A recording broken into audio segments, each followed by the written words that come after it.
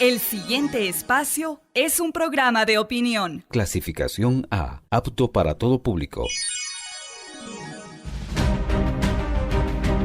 El análisis, la información, los temas de la actualidad y las tendencias están en una sola frecuencia. Frecuencia Política. Frecuencia Política. En tu radio, en tu compu, en tu celu, en tu tablet, aquí por la señal de Pichincha Universal. Comenzamos. Buenas tardes, amigos y amigas. Gracias por estar un día más, un miércoles más aquí con nosotros en Frecuencia Política por la señal de Radio Pichincha Universal. Esta vez, miércoles 5 de agosto, hemos entrado al octavo mes del año y seguramente correrán los meses para que estemos finalizando este 2020. Le agradecemos a usted por seguirnos a través de 95.3 de FM en Quito particularmente, una parte de la provincia de Pichincha, 94.5 en el resto de la provincia de Pichincha, particularmente su noroccidente, y ya sabe que las redes sociales y la página web de esta radio también están a su disposición, www.pichinchacomunicaciones.com.es. En Twitter estaremos en tiempo inmediato dando los pormenores de la entrevista que mantendremos con una invitada de lujo para hablar de América Latina. Ya les diremos quién es. Estas cuentas son la de Pavel ML y la de Frecu Política. Y recuerde usted que tenemos gran audiencia. Gracias por seguirnos. Estamos absolutamente agradecidos con usted, señora, señor, amigo, amiga, compañero, compañera, que nos puede seguir en nuestras redes sociales también el día domingo a las 9:30 de la noche, donde se reprisa este programa. Si no estoy mal, nuestra productora ya nos dirá, pero veía el día de ayer cómo estábamos con la, digamos, reproducción de la última entrevista, el último programa que hicimos hace poco, digamos, el domingo que pasó, y las entradas o las vistas de los videos, no todos evidentemente ven todo el programa, algunos se centran en una determinada parte o en la entrevista, pero superaban los 20,000. Así que estábamos muy contentos porque nos pueda seguir a nosotros por también esta red social. Dos cosas quisiera comentar en la nota introductoria. La primera es que Ecuador ha anunciado el cierre de una renegociación con los tenedores de deuda externa. El presidente Moreno decía que el 98% estuvieron de acuerdo con esta renegociación. Es obvio, si usted le está dando todo lo que quieren los tenedores de deuda, ¿cómo no puede estar de acuerdo el 98%? Me extraña que el 2% ante condiciones absolutamente ventajosas no esté de acuerdo, pero esto es lo que tenemos. Argentina también ha cerrado sus negociaciones. Ya haremos y lo pondremos en conocimiento de usted la próxima semana aquí en Frecuencia Política, las diferencias entre una y otra negociación. Tenemos importantes advertencias en la renegociación del caso ecuatoriano. Recuerden ustedes que los papeles de deuda estaban depreciados ya por el mercado. Un mercado que ha tenido grandes golpes a nivel planetario, digamos, como ha sido COVID-19, la pandemia de COVID-19, y esto significó que la deuda no estaba en su valor nominal, esa deuda bajó, y por lo tanto la pregunta es, ¿el Estado ecuatoriano negoció más cerca de lo que estaba, digamos, del valor de mercado, por lo tanto alrededor de los 40-45%, digamos, cada bono, o fue la expectativa que sembraron mucho más alta y por eso los tenedores han tenido una, digamos, posición favorable? Insistimos que la sospecha que tenemos, ya algunos están activando mecanismos de control político, sobre todo para ver si es que esto es así, habría que ver el censo de los tenedores. Lo pongo fácil. Si la deuda externa ecuatoriana, un bono de $100, por ejemplo, había sido depreciado y estaba en el 35% de su valor, es decir, ya no valía 100, sino valía 35, y si alguien compró ese bono en 38, en 40, y ahora el Estado ecuatoriano le da una expectativa mucho más alta, imagínense en cuánto, del 60, por ejemplo, imagínense cuál fue la ganancia. Compró en 40 y ahora el Estado ecuatoriano lo estará pagando 60. Todo esto ha sido comentado por varios miembros de la Comisión Soberana que auditó la deuda y que la declaró ilegítima en el año 2008, y ahora están con alguna de estas preocupaciones. Agiotismo es la figura que están demandando, si no me falla la memoria, en una carta que han hecho pública hace pocos días nada más. E insisto, tenemos en este momento información para poder comparar quién efectivamente, este no es un tema de competencias, evidentemente, no lo estamos planteando así, Hay condiciones distintas para Ecuador, hay condiciones distintas para Argentina, pero sí nos puede de alguna u otra manera marcar y dejar ver quién le puso más actitud soberana a la defensa de sus intereses como país o quién de alguna u otra manera cedió a las condiciones planteadas por los fondos, muchos de ellos especulativos. Hay unos que incluso se llaman fondos buitre que quisieron entorpecer la negociación. De todas maneras, insisto, necesitamos no solamente movernos a nivel de los grandes números de agregados, los porcentajes, sino que necesitamos sobre todo ver qué es lo que pasó con el censo global de los tenedores y cuál fue el promedio de ganancia que tuvieron ellos en este proceso de negociación. Lo último, de manera muy rápida, a pesar de que esto también conversaremos la próxima semana, hemos podido conocer hace 2 días 2 encuestas que de alguna u otra manera vale la pena tenerlas en mente. La una es de Clima Social, una encuestadora que ha hecho 2.700 casos, distribuidos básicamente, me parece que esto es en 5 provincias del país, tienen una importante cobertura. Doy lectura de manera muy breve a los primeros indicadores que voy viendo. Actitudes políticas y elecciones. Si las elecciones para presidente fueran hoy y estuvieran estos candidatos, ¿por cuál votaría usted? El candidato de la Revolución Ciudadana, también preguntado como el candidato de Rafael Correa, no Rafael Correa como candidato, sino el candidato que pusiera, que nominara a Rafael Correa y el proceso de la Revolución Ciudadana, alcanza 21.2% de la votación. Le sigue el ninguno, nulo o blanco con 11.2%, Leonidas Diza de Pachacuti con 11.1%, Guillermo Lasso le sigue muy de cerca con el 10.7%, el candidato de Jaime Nebot, insisto, no Jaime Nebot, sino el candidato de Jaime Nebot con el 10.5% y no ha decidido el 10.2%. Estas son las 6 posiciones primeras en esta encuesta. ¿Por qué partido votaría? ¿No es cierto? ¿Cuál sería el partido de preferencia? ¿Cuál le gusta más? El ninguno, 27%. Fíjense, Fuerza Compromiso Social, que fuera un partido bastante desconocido antes de la alianza con la Revolución Ciudadana, alcanza el 19%, el Partido Social Cristiano el 13%, el 9.3% para Creo y el 7.9% para Pachacuti. Se preguntarán ustedes, ¿qué pasaba con esa gran maquinaria y esa fortaleza electoral que tenía Alianza País? Ha bajado al penúltimo lugar básicamente con el 2.1%. Esto es la diferencia respecto a trabajar para el pueblo, ¿no es cierto?, o darle la espalda al pueblo.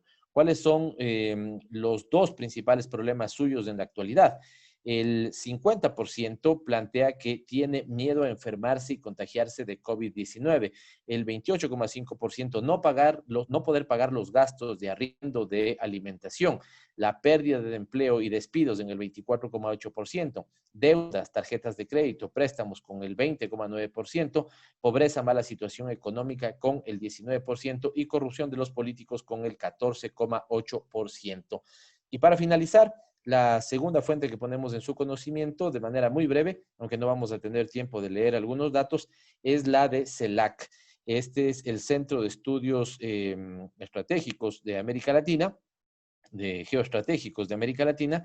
Esta, digamos, encuesta tiene también una población, me parece, de 2.000 casos. Ya les voy a verificar, no lo puedo ver ahora rápidamente, pero tiene adecuada participación de hombres, de mujeres, de población urbana con 68%, de rural con el 32%, representación también a nivel de costa, sierra y el oriente, y los tramos que se ven representados aquí, los tramos de edad son 16 a 24 años, 25 a 39, 40 a 59 y más de 60 años.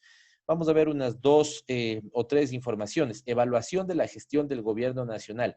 Lenín Moreno, ¿cuántos aprueban el gobierno de Lenín Moreno? 1 de cada 10. 1 de cada 10 aprueba el gobierno de Lenín Moreno, la gestión de Lenín Moreno. 83.4% desaprueba la gestión. ¿Cuál ha sido y cómo ha sido la gestión sanitaria de la crisis? El gobierno nacional pudo haber evitado más muertes. El 71% creen que el gobierno nacional pudo haber evitado más muertes. Y finalmente, para quedarnos, a pesar de que también daré los datos sobre elecciones, para quedarnos con este último dato que es muy preocupante. Solamente el 19.3% de los ecuatorianos tienen una posición, digamos, positiva en este momento, anímica positiva, me refiero a una sensación anímica positiva, el 13,3% de esperanza y el 6% de confianza. Es decir, el 19% está con una actitud positiva y con una sensación positiva. Del otro lado, es decir, más del 80% tiene sensaciones más bien adversas, negativas. 32,7% incertidumbre, angustia en el 23,8%, enojo en el 17% e indiferencia en el 6,6%. Igual, la preocupación sobre contagiarse el coronavirus es lo más importante. Quieren que el próximo liderazgo sepa manejar la economía como un tema central. Y finalmente, en términos de opciones políticas, pasaba lo mismo en esta encuesta. El candidato que pusiera la Revolución Ciudadana está en primer lugar. No encuentro lastimosamente el dato, voy a ir muy rápido, pero está en primer lugar también con un 21% de intención de voto para el candidato de Correa. Así que así están en este momento las encuestas. Esta seguramente también la preocupación de algunos sectores en el país.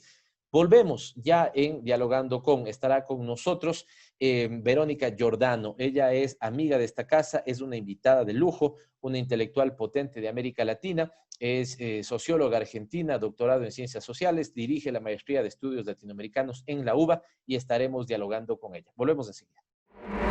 Los protagonistas de la información aquí en nuestra cabina, en Frecuencia Política. Dialogando con... Gracias por seguir con nosotros aquí en Frecuencia Política. Lo habíamos dicho, nuestra invitada es una invitada de lujo. Yo debo confesarles a los oyentes, a los amigos y a las amigas que nos siguen que generalmente no me pongo nervioso en el programa, pero es posible que hoy sí, porque nos encontramos con Verónica Giordano. Ella es socióloga argentina, tiene un PhD por la Universidad de Buenos Aires en Ciencias Sociales, es profesora de Sociología Histórica Latinoamericana en la Universidad de Buenos Aires y directora de la Maestría de Estudios Sociales Latinoamericanos. Y decía esto, les hacía esta confesión, porque Verónica es mi profesora en el programa de doctorado de Ciencias Sociales justamente en la UBA, de esas profesoras que, digamos, es absolutamente gratificante tener un seminario con ella. Trabaja mucho con Waldo Ansaldi, hacen una pareja excepcional, así que en este caso no solo estoy entrevistando a una gran socióloga, pensadora de América Latina, sino que estoy entrevistando a una profesora de la UBA y en este sentido decía, seguramente algo de nervios habrá del alumno con la profesora. Verónica, qué gusto que estés con nosotros. Gracias por estar acá en Frecuencia Política. Muchas gracias, Pavel. Realmente para mí es un placer conversar contigo y bueno, muchas gracias por todos los elogios que acabas de enumerar.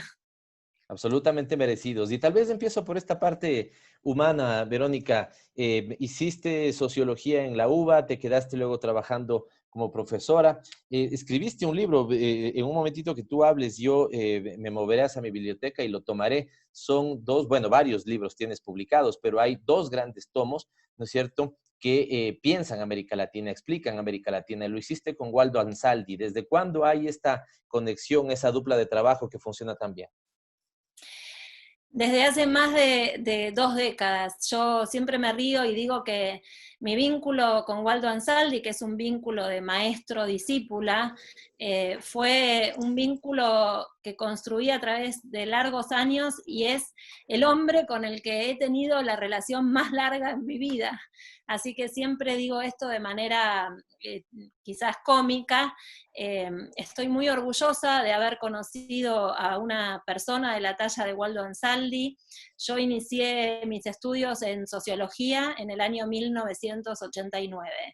Fue un año muy duro para comenzar a estudiar la carrera de sociología porque se implantaba en Argentina y en América Latina con mucha fuerza el modelo neoliberal, que significó para muchos de nosotros exclusiones en términos sociales, políticos, culturales, una comprensión de la democracia de manera instrumental, y en ese contexto hablar de América Latina era hablar desde la resistencia resistencia. América Latina no existía como unidad de sentido, como unidad simbólica, como lugar de pertenencia. Eran los años de los tratados bilaterales entre Estados Unidos y los países de la región, y la unidad latinoamericana, la patria nuestra, el nuestro americanismo era algo que estaba mal visto, en desuso, estigmatizado. En el año 1992 cursé una materia, Historia Social Latinoamericana, con Waldo Ansaldi, y a partir de allí me involucré en sus estudios, en sus investigaciones. Mi primera investigación fue publicada en el año 1993, y hablaba de la resistencia simbólica en las sierras sur, de las haciendas de las sierras sur peruanas.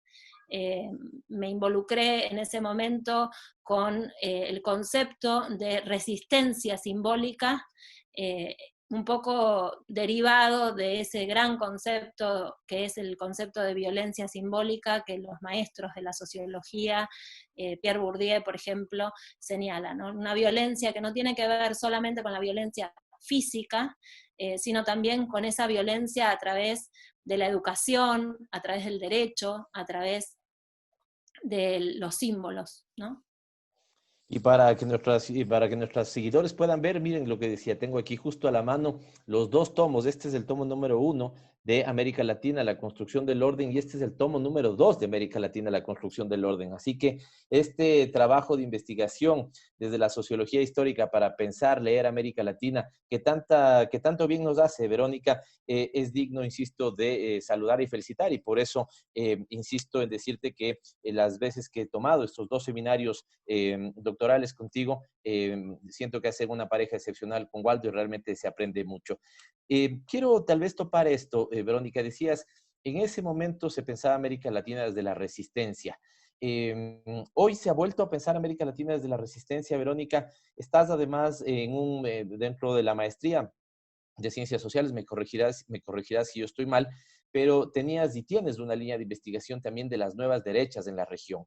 Estas nuevas derechas que hoy se expresan en el conjunto del continente o de la región, digamos así, también nos hacen pensar nuevamente América Latina desde la resistencia. ¿O qué diferencias ves entre esos años 90? Decías tú, tratados bilaterales, efectivamente esa idea de que con los Estados Unidos teníamos que tener una única zona de libre comercio. Recuerda tú el ALCA, que fue tan contestada, digamos, ¿no es cierto?, en Punta del Este, en esa famosa cumbre, digamos que de alguna u otra manera supuso un cambio significativo y luego da paso para una década larga también América Latina de gobiernos progresistas, pero tal vez, y con esto cierro, desde el 2014, justamente con la victoria de Macri en Argentina, se advirtió una especie de restauración conservadora, surgimiento de nuevas derechas, y hoy, digamos, ¿estamos pensando también desde la resistencia a América Latina o hay cambios en estas dos épocas? Efectivamente pienso que sí, que pensar la unidad latinoamericana hoy es una reivindicación política, cultural, social, una reivindicación militante que varios asumimos, y en ese sentido hay algo de resistencia. Por supuesto que la situación no es la misma que en los años 90, en el medio, entre las derechas de los años 90 y las derechas actuales, hubo en América Latina un proceso de transformación muy fuerte con procesos políticos que de algún modo se plantaron contra el neoliberalismo, y en ese sentido la foto de la integración latinoamericana que reúne a figuras como Hugo Chávez, Rafael Correa, Lula, Evo, Cristina, Néstor y Cristina Fernández ahora, en la vicepresidencia de nuestro país, Michelle Bachelet en Chile, es decir, ahí hay un proceso que ocurrió entre esos años 90 y el actual giro a la derecha, que demostró que América Latina podía tener esquemas más redistributivos, esquemas que avanzaran contra la pobreza, que apuntaran contra la desigualdad, que buscaran la inclusión en términos de derechos de todas y todos los ciudadanos y ciudadanas de nuestros países, y sobre todo que podían hacerlo de manera mancomunada, a partir de un proceso de integración regional que reconociera a cada uno de los integrantes de nuestros países como iguales frente al hemisferio norte, frente a la dominación imperialista, frente a la hegemonía de Estados Unidos y de los bloques regionales del norte. Creo que ese escenario que ocurrió, que tuvo realidad, que tuvo efectos de empoderamiento frente a las actuales derechas, es importante que lo reconozcamos como algo valioso. Me parece además que en el actual giro a la derecha, una de las cuestiones que más se han agravado, entre otras tantas, pero digo, a propósito del tema que estamos trabajando ahora, sobre el cual estamos conversando ahora, es el tema de la integración.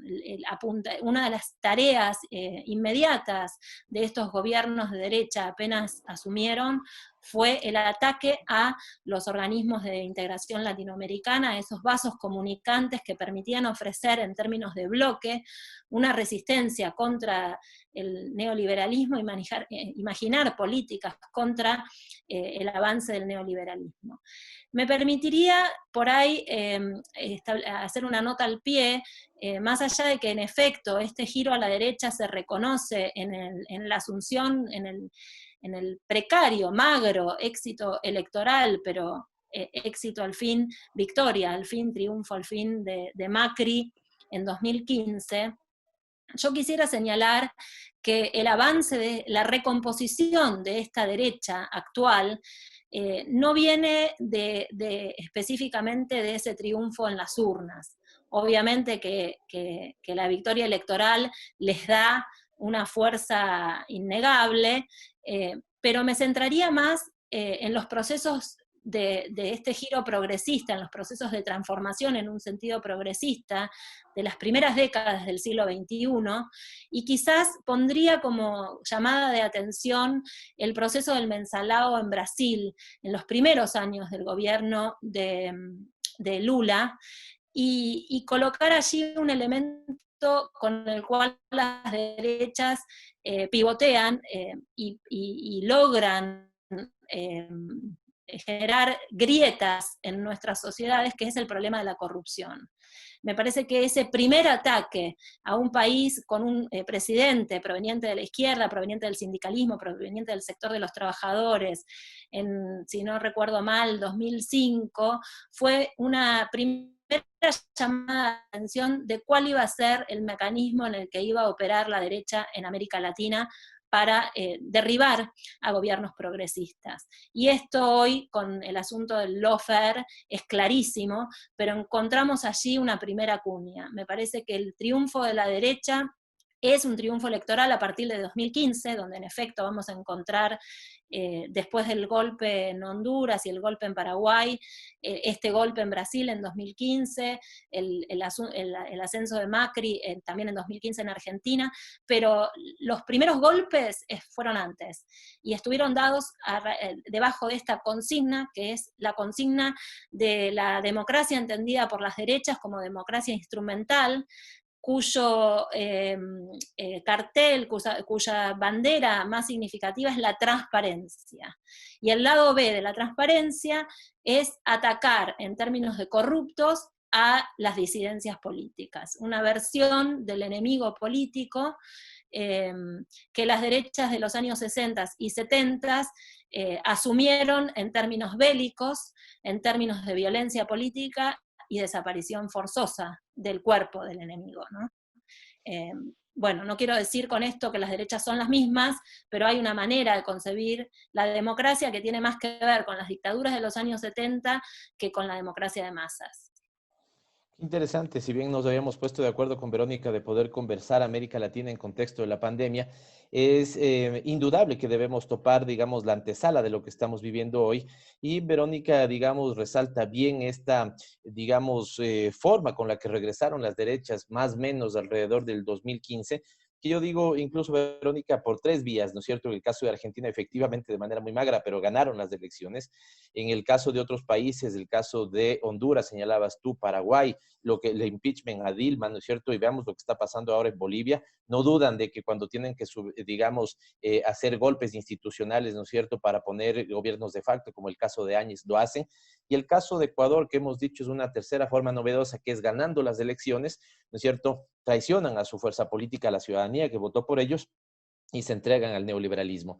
Pero digo, topo esto por lo importante que está señalando, digamos, esta suerte de construcción a partir del discurso de la lucha contra la corrupción y una supuesta, digamos, transparencia de estos gobiernos, construyen un enemigo común al que antes torturaban y desaparecían y hoy básicamente lo persigan y buscan encarcelarle. El haberse dedicado a esto, Verónica, con tanto empeño, el tema de judicializar la política, politizar la justicia, ¿no es cierto?, destruir los logros de la década larga de los gobiernos progresistas, ha hecho o ha contribuido para que, estoy pensando en el Ecuador, Argentina ventajosamente ya vamos a conversar de esto, pero está 2 años adelantados, digamos, y pudieron cambiar en algo su realidad, pero estoy pensando en Ecuador. Se dedicaron tanto a eso que despreciaron tanto lo público, descuidaron tanto la atención de los servicios sociales y desacreditaron tanto al Estado, que la pandemia nos agarró, decimos nosotros, con las defensas bajas, con el sistema inmunológico muy comprometido. El haberse dedicado a la persecución de sus enemigos, ya no de sus adversarios, hizo que además, digamos, desmantelemos los servicios públicos para enfrentar de mejor forma hoy la pandemia. Sí, hay ahí una tradición forjada de las derechas en América Latina que viene de la época de la dominación oligárquica y que refiere a la captura del Estado. El Estado capturado por la clase política. Hablamos en nuestro libro América Latina, la construcción del orden, de la privatización de lo público. Concebir al Estado como instrumento tiene que ver con esto que vos decís, no concebirlo como representante de una relación social, no concebirlo como el lugar de lo común de la república en los términos aquí referidos, y levantar la bandera ideológica en nombre de la república y en nombre de la democracia, tomar al Estado por asalto, ya no a través de uno de sus brazos, que fue la Fuerza Armada en los años 60 y 70, sino a través de otro de los brazos de la violencia simbólica, a la cual ya me refería al comienzo casualmente, que es el derecho. El derecho como monopolio del Estado, el único sujeto con legalidad, con legitimidad para emitir ley es el Estado, y en ese sentido opera sobre el monopolio de la palabra de la ley, del texto de la ley, y en ese sentido opera sobre el monopolio de la violencia simbólica. Y ese es el Poder Judicial. Entonces, el mecanismo es diferente, pero la concentración de poder y la toma por asalto del Estado para usufructuar en beneficio de intereses privados es algo que las derechas tienen como tradición y que se filia con ese pasado oligárquico en América Latina. Tristemente, en Argentina, el presidente Mauricio Macri habría degradado el Ministerio de Salud a Secretaría. El destino y la lucha del pueblo argentino quiso que Eso es ganara las increíble, ¿no? elecciones. Como un ministerio, como la salud pública, digamos, terminó degradada de ministerio a secretaría, es increíble. Es increíble, pero real, como en el programa ese, increíble pero real. Y bueno, y gracias a la victoria de Alberto Fernández en las últimas elecciones y al conglomerado de políticos y especialistas que lo rodean en un frente común que costó muchísimo labrar y que tiene, por supuesto, diferencias internas de las cuales estamos haciéndonos cargo en estos momentos, pudimos llegar al momento de la pandemia con con un nuevo presidente y con una voluntad de transformación en un sentido público, de interés público. Ya tenemos un Ministerio de Salud y tenemos una política frente a la pandemia que es, que es quizás muy singular en el mapa de América Latina, puesto que se ha puesto al servicio de la vida y no de la economía en este binomio que circuló mucho, ¿no? Economía versus salud, que a mí no me termina de convencer, pero que es muy útil a la hora de graficar rápidamente cuál ha sido la posición argentina en el contexto mundial.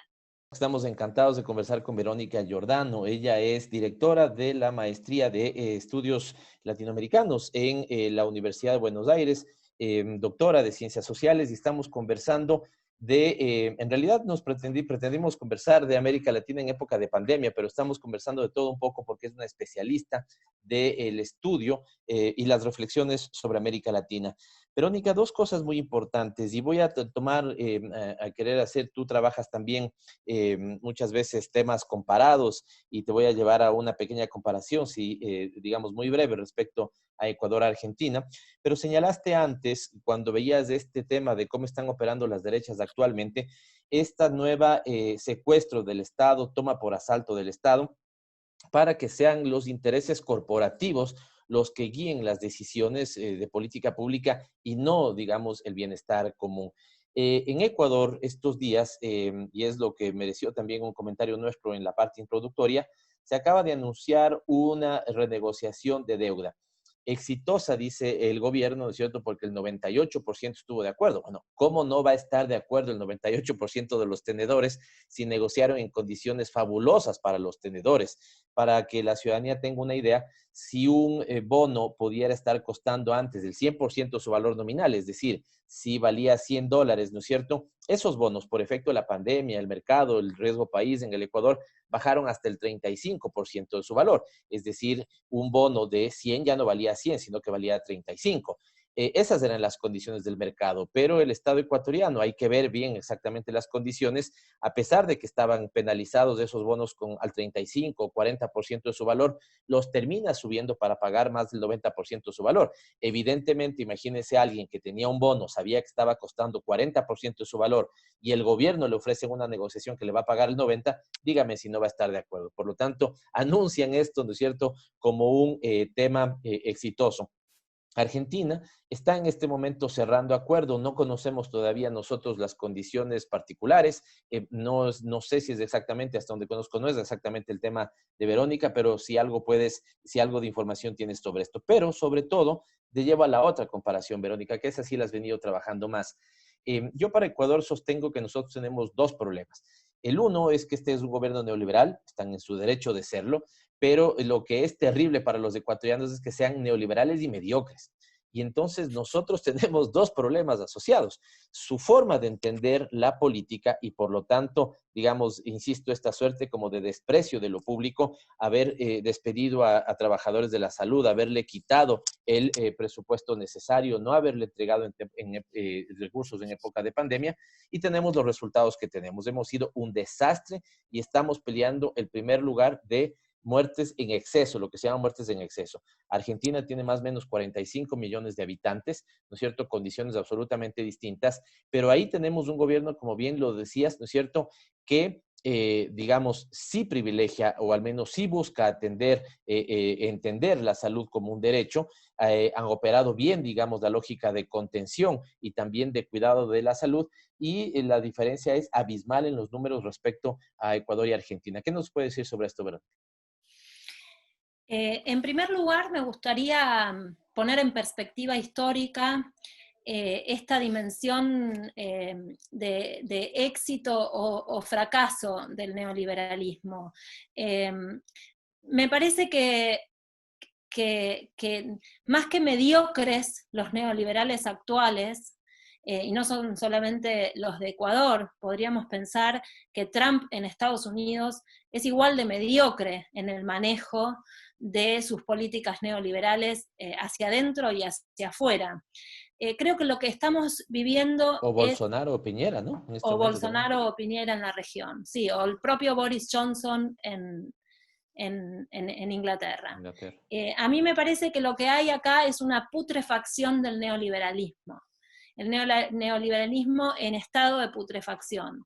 Está entrando en una crisis que no sabemos si será terminal, pero que entonces no se debe al talento de los gobernantes de los años 80 en poder colocar exitosamente, entre comillas, políticas neoliberales, sino a las condiciones favorables, condiciones, digo, estructurales, materiales, favorables para esas políticas, y que hoy esas condiciones son otras, y no es tanto por la mediocridad, que no dudo de la mediocridad de algunos, pero quisiera agregarle a ese factor, si se quiere, de talento subjetivo, las condiciones estructurales, donde ya no es posible llevar adelante políticas exitosas, y donde, por ejemplo, los fondos buitre, los BlackRock, con los que nos toca negociar en Argentina, fueron fervientemente criticados, incluso desde el propio sistema financiero, en los diarios norteamericanos. Es decir, que allí estamos frente a una descomposición, a una coyuntura crucial, crítica, donde no sabemos bien cómo vamos a salir y donde no podemos desconocer el factor China, el ascenso de China como potencia hegemónica y con todo lo que ello implica, porque sabemos que China en su ideario no maneja el concepto de democracia liberal, las relaciones capitalistas no las concibe del mismo modo en que concebimos en el mundo occidental esas relaciones, y entonces creo que esto que estoy señalando como un estado de putrefacción, digamos, de adentro hacia afuera, desde el corazón mismo del neoliberalismo, también es apoyado, esta hipótesis, esta conjetura, por el hecho de que China se muestra como una potencia con una mirada distinta sobre lo humano y sobre la naturaleza y sobre la política. Y eso no es un dato que me parezca menor en este momento. Con respecto a la política de salud, efectivamente, yo estoy participando ahora de una red que se llama Red de Derechos, Cuidados y Decisiones en el Final de la Vida, donde estamos trabajando sobre algunas recomendaciones a los equipos de salud y con perspectiva de aportar a la política pública, que comparativamente con otros países podría significar una situación leve, en el sentido de que no cargamos con el peso de tantos muertos, tantos infectados y tanta desidia de parte de los estados para cuidar la vida de sus ciudadanas y ciudadanos. Pero en ese sentido me parece todavía más importante aún desde esta red y desde los lugares que nos toca ocupar, poner el énfasis en mejorar aquellos criterios que han sido establecidos por el Estado Nacional en el sentido a favor de las personas, porque tenemos desde el punto de vista regional, yo diría, la responsabilidad de mostrar de que este modelo de atención de la pandemia es posible, es meritorio y es deseable, en un contexto en el que otros países de América Latina están padeciendo mucho más el desprecio por la vida. Verónica, quiero topar esto porque muy interesante, algo pudimos revisar, efectivamente, y lo tengo aquí conmigo, el estudio sobre el cual estás trabajando, Cuidados, Derechos y Decisiones en el Final de la Vida en Tiempos de Pandemia. Y esto, entiendo, está, digamos, brindando también recomendaciones para, en el ámbito del sistema de salud, poder tomar este tema. Que lo vinculo con otra que es tu área de especialidad, y es el trabajo sobre los derechos de las mujeres. Recuerdo un libro que me diste hace poco también, Matrimonio y Derechos Civiles de las Mujeres, si no estoy mal, ¿no es cierto? Y este ha sido también tu eje de preocupación.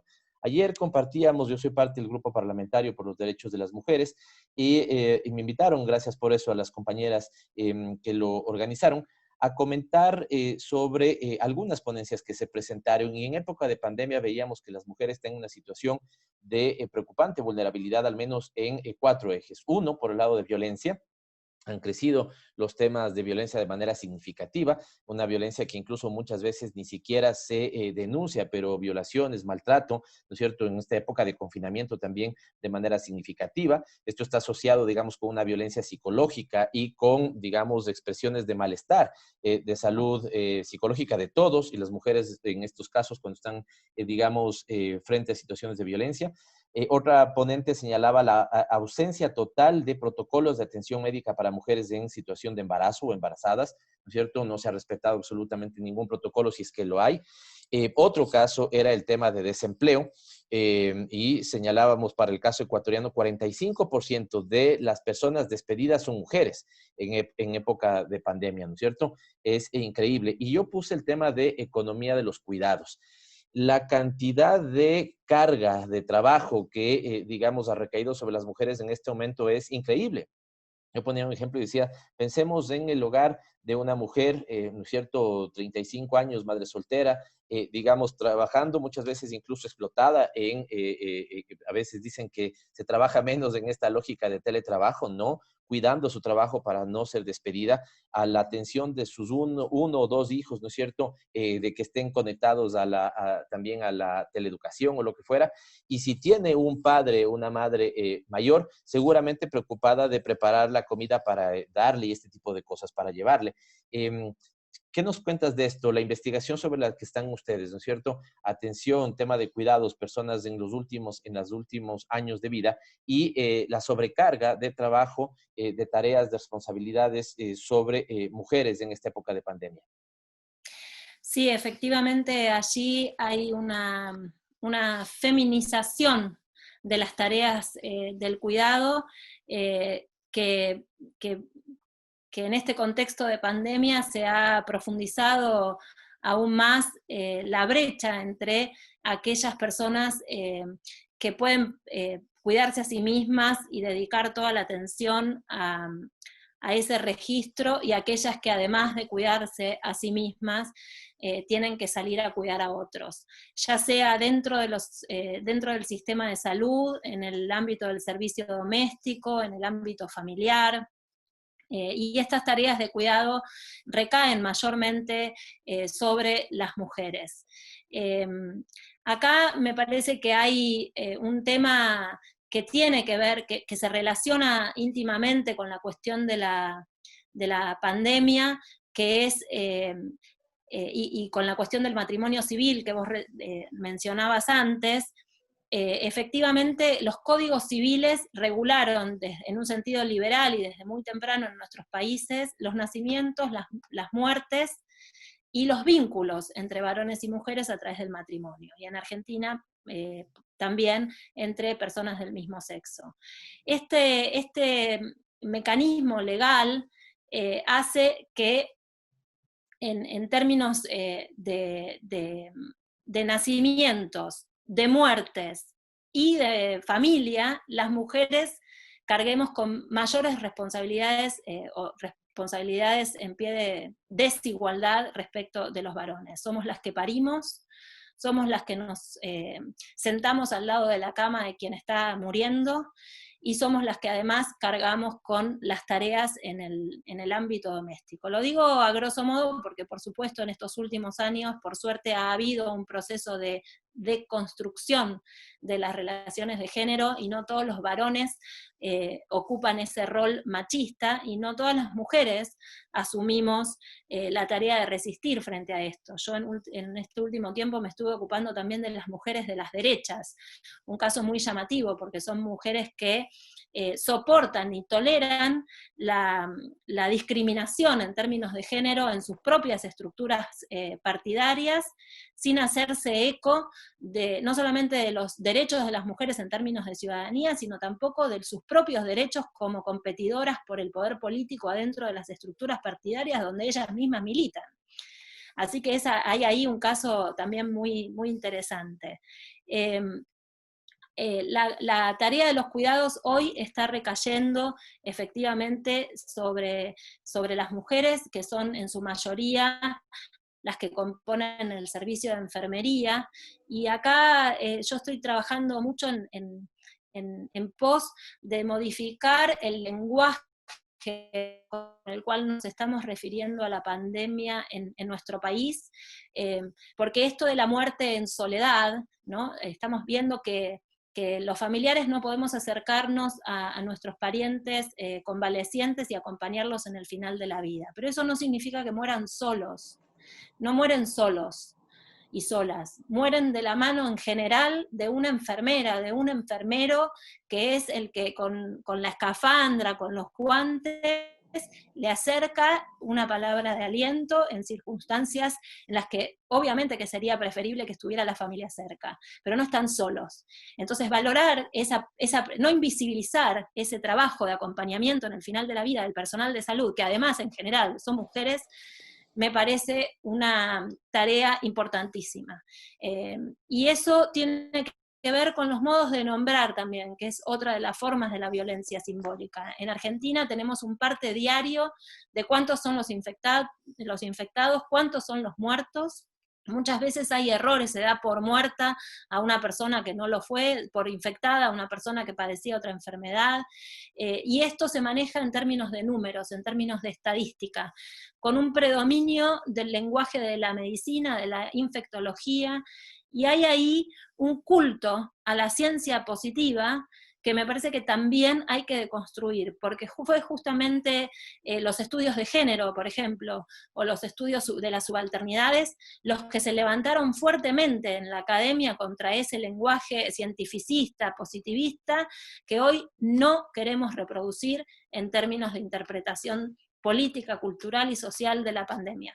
Y por eso estamos trabajando, por lo menos a título personal digo, mi participación en esa red tiene que ver con estas inquietudes. Qué interesante esto que acabas de señalar, Verónica. Me parece que nos abre una arista para pensar muchas cosas. Lo que se me venía a la mente es la forma, por ejemplo, aquí en el país, de manera tan hipócrita que han querido de alguna u otra manera con una resolución dentro de la Asamblea Nacional, como si eso solucionara el problema, ¿no es cierto? Simplemente reconocer el trabajo del personal de salud, pero invisibilizando que, como tú bien dices, sobre todo, digamos, muchas veces incluso en tareas de enfermería, generalmente recaen sobre mujeres y son las que están enfrentando y poniéndole la cara efectivamente al virus, dando esta última voz y palabra de aliento, por ejemplo, a quienes están falleciendo. Efectivamente es así, y qué bueno que estés en esa investigación, lo que podamos nosotros contribuir para, digamos, los hallazgos, lo que vayan posicionando, digamos, hacernos eco desde este programa, socializar desde este programa, cuenta con ello, Verónica. Y también lo bueno con Vero es que va abriendo algunas páginas y me quedé, si bien estamos entrando al tramo final ya de nuestro programa, me quedé con esta, digamos, tema que nos lanzas ahí sobre el tema de mujeres y derechas, o mujeres en las derechas. Y me hiciste pensar que justamente son en algunos casos las propias lideresas de sectores políticos de derechas las que retoman, ¿no es cierto?, o se convierten también en voceras de ese discurso conservador, machista, que, por ejemplo, en el caso ecuatoriano, ¿no es cierto?, y creo que regionalmente operan oponiéndose a la despenalización del aborto en el caso ecuatoriano, incluso en temas de violación, las que vuelven a una lógica como de tradición, familia y propiedad. Esto también hay una orquestación regional, Verónica, ¿lo adviertes así? Las mujeres de derecha conectadas discursivamente en distintos países, pero con las mismas consignas. Sí, efectivamente. Yo estuve rastreando en ese sentido un tipo de mujer en particular, que es las mujeres primeras damas que saltaron a la política. Digo saltaron porque en general tiende a pensarse que las primeras damas no participan de la política, cuando en rigor, desde mi punto de vista, son figuras políticas.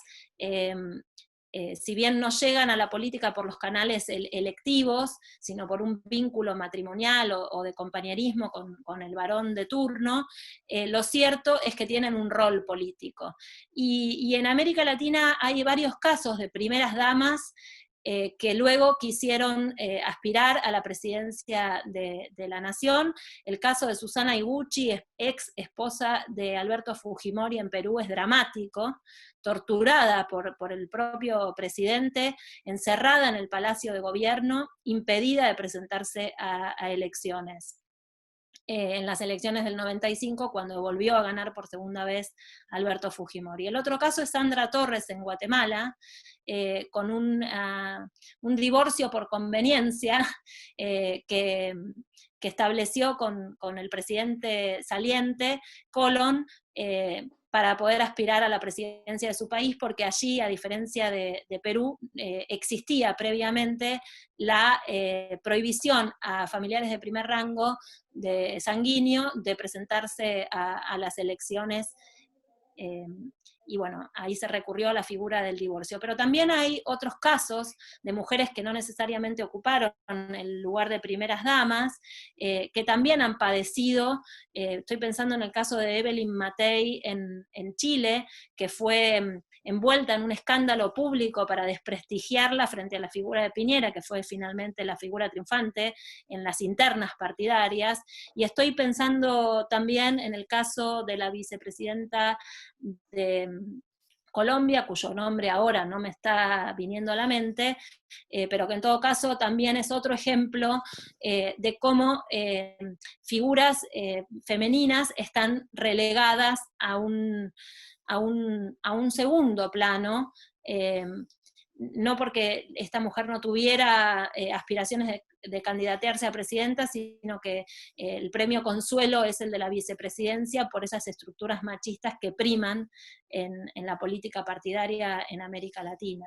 Entonces, me parece que sí, que hay un repertorio común. En el caso de las primeras damas, incluso hubo durante todos los años 90 y parte del siglo XXI unas cumbres de primeras damas celebradas a instancias de Estados Unidos, donde justamente se reforzaba este perfil de involucramiento en tareas de beneficencia, que es la tarea de por sí al rol de primera dama, ¿no? Bueno, si te sirve para la investigación y si alguno quiere rastrearlo, el caso ecuatoriano presenta también ahí unos temas interesantes, ¿no? En la época de Rafael Correa, su esposa se negó a ejercer, digamos, cualquier representación de primera dama, digamos, seguramente incluso condiciones absolutamente distintas. Es europea, trabajaba como profesora en una escuela primaria y decidió seguir haciéndolo, y esos 10 años no tuvimos la figura de vicepresidenta, de primera dama, que sí lo tuvimos antes, y recuerdo cuando a mí me correspondió hacer, digamos, el análisis de las reformas institucionales, manejaban además con un sentido, ¿no es cierto?, el tema de los patronatos, por ejemplo, cuando a nivel municipal, ¿no es cierto?, o la política de niñez y adolescencia, en el caso del Instituto Nacional del Niño y la Familia. Entonces había todo un arreglo, ¿no es cierto?, ahí cortesano a ratos incluso, del rol que debía cumplir la primera dama. Esto desapareció cuando Correa, por ejemplo, en los 10 años que gobernó, y ahora volvió con la figura de la actual esposa del presidente Moreno, ¿no es cierto?, que tuvo un rol muy protagónico al inicio, buscando también el liderazgo del tema de la política de lo social. Hay algo de, digamos así, también algo de violencia simbólica o de asignación de roles en esto, Verónica. ¿Por qué no la política productiva? ¿Por qué no haberse planteado otro tema? Es decir, mujer, usted va a encargarse del tema de beneficencia, patronato, niñez, adolescencia, mujeres, el tema de la política social. ¿Hay algo también ahí de construcción enquistada, digamos, en la forma de operación de los ejecutivos, del ejecutivo, el gobierno en este caso? Sí, más que en los ejecutivos, en las tradiciones políticas latinoamericanas y en la concepción también jurídica de las relaciones. Ahí funciona una matriz familialista, una matriz maternalista que ubica a la mujer en estos roles. Y son matrices sobre las cuales todavía no hemos podido transformar profundamente. Si bien Argentina, por ejemplo, tiene la ley de matrimonio entre personas del mismo sexo, y creo que eso establece una diferencia sustantiva, esperemos que pronto tenga también una ley de despenalización del aborto, una ley de aborto legal, seguro y gratuito, que eso también va a marcar una diferencia importante con otros países de la región. En general, las tradiciones, Fernand Braudel, un historiador francés, decía que las mentalidades son cárceles de larga duración. Y si bien el derecho puede operar en este sentido en un rol emancipatorio. Lo cierto es que con contar con una ley no alcanza, hace falta que esas leyes se practiquen, ¿no? El caso paradigmático es Uruguay, que cuenta con una ley de divorcio desde 1907 y sin embargo las mujeres, digo, y los varones, pero en términos de estudios de mujeres, no se divorciaban, no iban a solicitar el divorcio. Entonces, necesitamos que existan las dos cosas, una transformación de la estructura jurídica, pero también una transformación de las mentalidades que nos permita a las mujeres empoderarnos, saber que podemos ejercer tareas que no tengan que ver con la tarea del cuidado, justamente con la tarea de la asistencia social, toda vez que acompañemos a una figura masculina, al varón en política. En el cuerpo diplomático esto también se ve de manera muy clara, y creo que la escena del G20, creo que fue el G20, donde circularon las fotografías de los matrimonios presidenciales del mundo, yo reparé muy fuerte y silenciosamente en el caso de Islandia y de Serbia, donde las parejas presidenciales, los primeros ministros en esos dos países eran, por un lado, dos mujeres en matrimonio, y por otro lado, dos varones unidos en matrimonio. Creo que esa foto, dentro de unas décadas, va a ser una foto que vislumbraba un trayecto, un futuro, ¿no? Porque no solamente que los varones en el Ejecutivo tienen mujeres que se rehúsan a ocupar ese rol de acompañante, digamos, casi de escort en la asistencia pública, sino que además vamos a contar cada vez más, en la medida en que estas leyes avancen, con matrimonios. Pienso en el caso de Angela Merkel en Alemania, digamos, el varón no es el primer caballero del país, ni trabaja en temas de asistencia, de asistencialismo. Es un hombre que tiene una vida pública y una vida privada, y de la cual su consorte, primer ministro de Alemania, no tiene nada en qué involucrarlo, más que en las cuestiones mínimas, ¿no? Yo creo que este escenario se va a ir transformando, pero en América Latina, con esta matriz jurídica del Código Civil, vuelvo otra vez sobre la cuestión del Código Napoleónico y los nacimientos, las muertes y los matrimonios, porque ahí está la clave de cómo entendemos los roles y los vínculos en nuestros países. Muchísimas gracias. Ella ha sido Verónica Giordano, insistimos, es directora de la Maestría de Estudios Latinoamericanos en la Universidad de Buenos Aires, es doctora en Ciencias Sociales por esa misma universidad, amiga de esta casa, insisto, ahora usted se da cuenta por qué estaba un poco nervioso al inicio de esta entrevista, por poder mantener una conversación útil, un diálogo útil para ustedes que siguen este programa con una importante intelectual de América Latina. Gracias, Verónica, por todo lo que has puesto aquí. Resalto algunas cosas. América Latina se pensaba en los 90 desde la resistencia, hoy de alguna u otra manera también, pero digamos, la necesidad de rearticulación, de, digamos, mantener, si se quiere, vigente las posibilidades del progresismo en nuestra América es un tema sobre el que se está trabajando. Me queda mucho esta referencia que hiciera Verónica también a cómo desde el Poder Judicial se ha dado esta nueva forma de persecución política por el lado del ataque, tienen digamos, todo el discurso de la corrupción, por el lado de supuestamente cuidarse, ellos tienen el tema de la transparencia. Yo diría que eso lo podríamos cerrar así, Verónica. Antes perseguían vestidos con las botas, hoy persiguen vestidos con las togas, ¿no es cierto? Pero hay un proceso de persecución política de este neoliberalismo autoritario, que además ha dicho ella, son a ratos, ¿no es cierto?, estructuralmente mediocres, han tomado por asalto el Estado para el privilegio de algunos intereses corporativos y lastimosamente así estamos. No todos igual, por suerte, creo que Argentina la está teniendo mejor, un gobierno que busca recuperar lo popular. Nosotros estamos realmente muy complicados, esperemos que lleguen pronto esas elecciones y que podamos volver a, digamos, que los ecuatorianos puedan tomar decisiones en beneficio de las grandes mayorías y no de las minorías privilegiadas. Muchísimas gracias por estar con nosotros, Vero. Te agradecemos que hayas aceptado nuestra invitación. Muchísimas gracias, Pavel, por invitarme. Un placer hablar con vos también. Me parece que esos nervios que vos tenías estaban también replicados en mí, un político y un intelectual también de tu talla. Para mí es un honor poder compartir con vos estos pensamientos y con la audiencia ecuatoriana. Esperemos que lleguen esas elecciones y que podamos cambiar el rumbo de Ecuador en un sentido nacional, popular y latinoamericano. Muchísimas gracias. Ella es Verónica Giordano. Sígala, léala. Es muy interesante su reflexión sobre América Latina, sus varias reflexiones sobre América Latina. Nosotros hacemos eso, seguirla, leerla. Y esta ha sido nuestra invitada en Frecuencia Política. Con nosotros hasta la próxima semana, el próximo miércoles. Y les dejamos siempre con la nota interesante de María Belén Proaño con el Minuto ODS. Nos vemos la próxima semana. Un gran abrazo. Es tiempo de más información. En Frecuencia Política, el Minuto ODS. Buenas tardes. A partir de los años 50, el debate sobre el Estado y la economía se ve influenciado por las ideas desarrollistas impulsadas desde la CEPAL, con Raúl Prebisch a la cabeza. Sus ideas han marcado el pensamiento latinoamericano, desde el impulso de políticas industriales destinadas a superar la dependencia y la asimetría en los términos de intercambio que caracteriza aún la inserción de América Latina en el mundo, hasta ahora cuando nos plantean cómo superar la pandemia del COVID-19.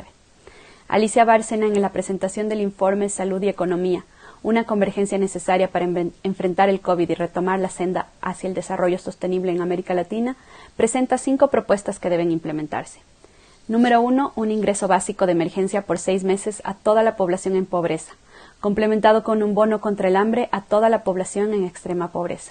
La idea es satisfacer necesidades básicas y sostener el consumo de la gente. Los países en América Latina ya tienen experiencia con estos bonos, pero ahora se necesita alcanzar una asignación de por lo menos 2% del PIB de América Latina.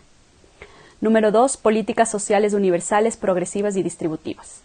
Número 3, ampliar los plazos y periodos de gracia en créditos a los MIPYMES, especialmente las MIPYMES que producen alimentos, y un cofinanciamiento parcial de la nómina salarial. Número 4, políticas fiscales y monetarias expansivas, que sostengan un periodo más largo de gasto, con instrumentos no convencionales. Y 5, acceso a financiamiento en condiciones favorables para los países de renta media. Todas estas políticas se complementan entre sí y crean sinergias. Es un momento en el que debemos cambiar la estrategia y repensar el desarrollo. En sectores tan sensibles como la salud, por ejemplo, se debe pensar en un financiamiento solidario independiente de las capacidades de pago de las personas. Se requiere inversión en infraestructura, en capacidades humanas y en tecnología. Políticas expansivas fiscales que amplíen el gasto, sobre todo en salud, y sistemas de integración productiva regional. Solo así se puede superar las debilidades estructurales de nuestras economías y lograr recuperar las mismas. Soy María Belén Proaño y este fue el Minuto ODS. Gracias por permitirnos llegar una vez más a sus hogares por la señal de Pichincha Universal en la 95.3 en Quito y en la 94.5 en el noroccidente de Pichincha. Recuerden nuestro reprise en Facebook los domingos a las 21:30 en la cuenta de Pavel Muñoz Asambleísta. Los esperamos. Gracias por acompañarnos. Aquí termina Frecuencia Política. Hasta la próxima semana. Este fue un programa de opinión. Clasificación A, apto para todo público.